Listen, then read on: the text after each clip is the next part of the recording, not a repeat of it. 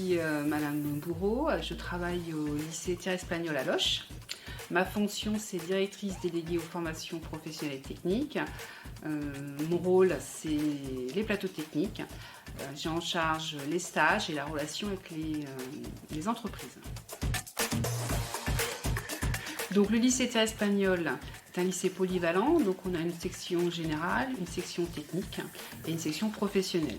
En tout, c'est 1100 élèves et dans la voie professionnelle, nous avons 250 élèves.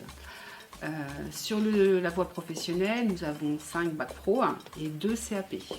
Donc on a un bac pro système numérique, un bac pro technicien menuisier agenceur, un bac pro technicien en réalisation de produits mécaniques, un bac pro métier de l'accueil, un bac pro métier du commerce.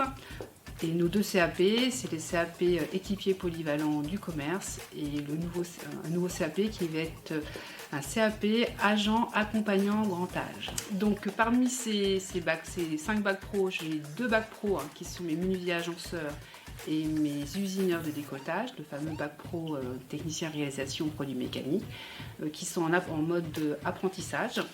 Et j'ai mon CAP EPC, équipier polyvalent du commerce, qui est aussi en apprentissage. Alors, la particularité de notre établissement, je n'ai actuellement que 4 apprentis. Nous, notre apprentissage est en mixité, c'est-à-dire que mes apprentis sont intégrés dans des classes avec des élèves sans statut scolaire. La mixité permet aussi à des jeunes qui croient que l'apprentissage, c'est plus facile, car ils sont aussi attirés par le fait qu'ils aient un petit salaire.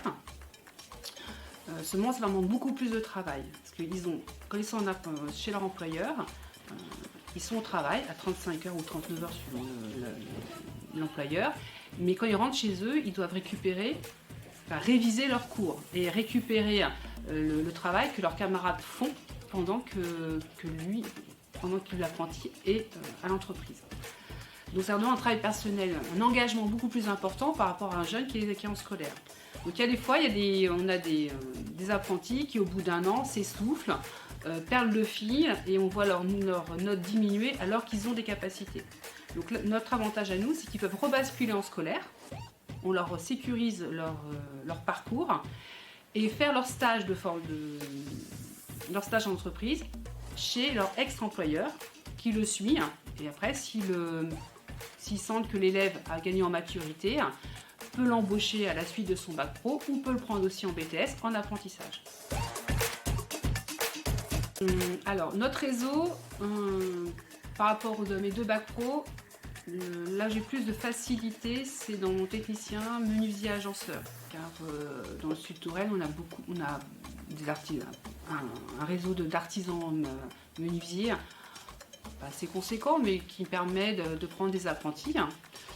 Concernant le 2e bac pro qui est dans la gamme de l'usinage de précision, c'est un tout petit peu plus compliqué. On a très peu d'entreprises dans le secteur. Mes apprentis, la plupart du temps, lorsqu'ils trouvent une entreprise qui veut bien les prendre en apprentissage, l'objectif c'est de le garder. Surtout dans le bac pro technicien de production mécanique où il y a une demande importante.